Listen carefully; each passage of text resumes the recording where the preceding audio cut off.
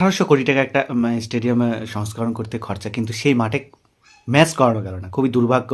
পাকিস্তান বলে এটা সম্ভব, কেননা ১৮০০ কোটি টাকা দিয়ে তারা চ্যাম্পিয়ন ট্রফির জন্য যে মাঠ, সে মাঠ সংস্কার করেছে, কিন্তু সেই মাঠে খেলা চালানো গেল না। গতকালকের যে ম্যাচটি ছিল অস্ট্রেলিয়া এবং আফগানিস্তানের ম্যাচটি, সেই ম্যাচটি বৃষ্টির জন্য কিন্তু পরবর্তীকালে আমরা দেখলাম যে ম্যাচটা ভেস্তে গেল।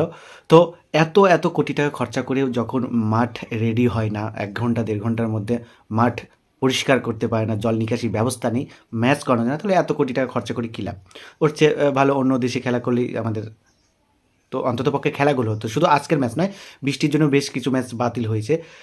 মোট কথা, তারা সংস্কারের কাজটা ঠিকঠাক মতো করেনি এবং জল নিকাশি যে ব্যবস্থা সেটা ঠিকঠাক মতো করতে পারেনি, যার কারণে কিন্তু এই ম্যাচগুলো বাতিল করতে বাধ্য হয়েছে। তো এই সম্পূর্ণ দায় কিন্তু পাকিস্তানকে নিতে হবে, কেননা তারা ঠিকঠাক মতো অ্যারেঞ্জমেন্ট করতে পারেনি, মাঠ রেডি করতে পারেনি। খুবই দুঃখজনক একটা ব্যাপার, কেননা আফগানিস্তানের মতো একটা দল, তারা কঠিন লড়াই করে এর আগের ম্যাচটা জিতেছিল এবং আজকের ম্যাচটাও লড়াই ছিল না সেটা বলবো না, যদিও প্রথম দিকে অস্ট্রেলিয়া বেশ চাপে রেখেছিল তাদেরকে, তবুও ক্রিকেটে অঘটন ঘটতেই পারে। এর আগে আমরা দেখেছি যে আফগানিস্তান কিন্তু বেশ কয়েকটা ভালো বড় ম্যাচ কিন্তু তারা জিতেছে বড় দলের সঙ্গে। ইংল্যান্ডের সঙ্গে যেরকম 2023 বিশ্বকাপে জিতেছিল, সাউথ আফ্রিকা, এই সমস্ত দলের সঙ্গে জিতেছিল। তো কালকে অঘটন ঘটতেই পারতো, কালকে আফ্রিকা অস্ট্রেলিয়াকে হারিয়ে দিতেই পারতো, কেউ বলতেও পারে না। তবে যাই হোক, এটা খুবই দুঃখজনক। অস্ট্রেলিয়া তো সেমিফাইনালে অলরেডি কোয়ালিফাই করে গেল শেষ পর্যন্ত, কিন্তু সাউথ আফ্রিকা বলছি, আফগানিস্তান কিন্তু সেখানে তাদের সেমিফাইনালে যাওয়া কার্যত একদম বন্ধ হয়ে গেল।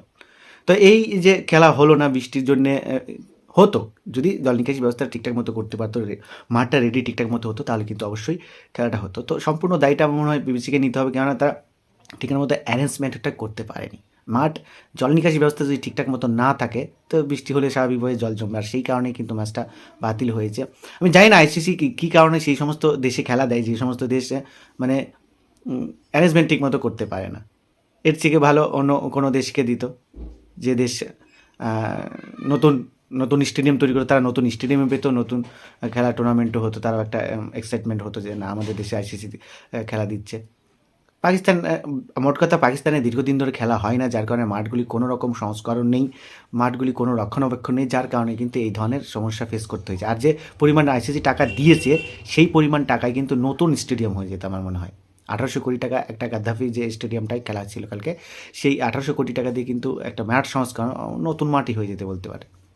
তো যাই হোক, আফগানিস্তানে খুব দুঃখের একটা বিষয়, তারা না খেলেই, তাদের শেষ লড়াইটা না করেই কিন্তু তাদেরকে এই আইসিসি চ্যাম্পিয়ন ট্রফি থেকে কিন্তু ২০২৫ থেকে বাদ চলে যেতে হচ্ছে। এটা খুব দুঃখের বিষয়। তারা খুব লড়াই করেছিল, কালকের ম্যাচটা আমরা দেখেছিলাম, একটা সময় তারা খুব স্ট্রাগল করছিল, অস্ট্রেলিয়া খুব ডমিনেট করছিল ম্যাচটাতে, কিন্তু একটা সময় দেখলাম যে ঘুরে দাঁড়ালো এবং ২৭৩ রানের একটা টার্গেট দিয়েছিল, যদিও অস্ট্রেলিয়ার সামনে সেই টার্গেটটা খুবই সামান্যই ছিল। প্রথম দিকে তারা প্রচুর ঝোড়ো ব্যাট করে কিন্তু সেখানে ১০৯ রান তুলে নিয়েছিল এবং বাদবাকি যে রানটা ছিল মানে অনায়াসেই করতে পারতো। তবুও ক্রিকেটে অঘটন ঘটতে পারে, যেটা বলে থাকি, যে ২-৪টা উইকেট চলে গেলেই কিন্তু সেখানে খেলাটা অনেকটাই চাপে পড়ে যেত অস্ট্রেলিয়া।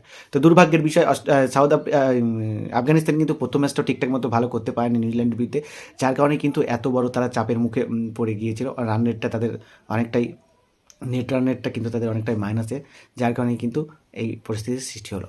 তো যাই হোক, এই টোটাল বিষয়টার প্রতি কিন্তু আমার মানে পাকিস্তানের যে অ্যারেঞ্জমেন্টের যে ব্যবস্থাটা, সেটা কিন্তু একদমই বাজে বলবো। সেখানে আমি রেটিং যদি দিতে বলুন, তাহলে বলবো ০ রেটিং, কেননা বৃষ্টির জন্যে ম্যাচগুলো বাতিল হয়ে গেছে, মাঠ রেডি করতে পারেনি, আর অন্যান্য বিষয় নিয়ে কিন্তু যথেষ্ট পরিমাণে একটা বাজে একটা অ্যারেঞ্জমেন্ট করেছে এবং টিমের নিরাপত্তা থেকে শুরু করে বিভিন্ন ধরনের খবর মিডিয়াতে আমরা দেখতে পাচ্ছি। সো আইসিসি চ্যাম্পিয়ন ট্রফির যে বাদবাকি ম্যাচগুলো, আমার মনে হয় সম্পূর্ণ ম্যাচই পাকিস্তান থেকে অন্য কোথাও শিফট করাই বেটার হবে, যেহেতু পাকিস্তানও খেলছে না, অন্য দেশগুলো সেখানে ঠিকঠাক মতো সার্ভিস পাচ্ছে না, তো সেখানে ম্যাচ রাখার কোনো ব্যাপারই নেই। তো সেমিফাইনাল তো অলরেডি একটা ভারতের চলে গিয়েছে, যদি ফাইনাল ভারত পৌঁছায় তাহলে ফাইনালে চলে যাবে, তাই আর একটা ম্যাচ বাকি রয়েছে, তো একটা ম্যাচ করেই বাকি লাভ হবে। তো এর মধ্যে যে পাকিস্তান যে বিশাল লসের মুখে পড়ছে, এটা তো আমরা দেখতেই পাচ্ছি। আমার মনে হয় না যে পাকিস্তান পরবর্তীকালে কোনো টুর্নামেন্টের দাবি করবে, কারণ এত পরিমাণে লস, ভারত না যাওয়া যায় তাদের এটা লস, আর সেই ভারতের সঙ্গে তারা সবসময় পাঙ্গা নিয়ে থাকে। তো দেখতেই পেলে ভারতের সঙ্গে পাঙ্গা নেওয়ার পরে পাকিস্তানের কী অবস্থা।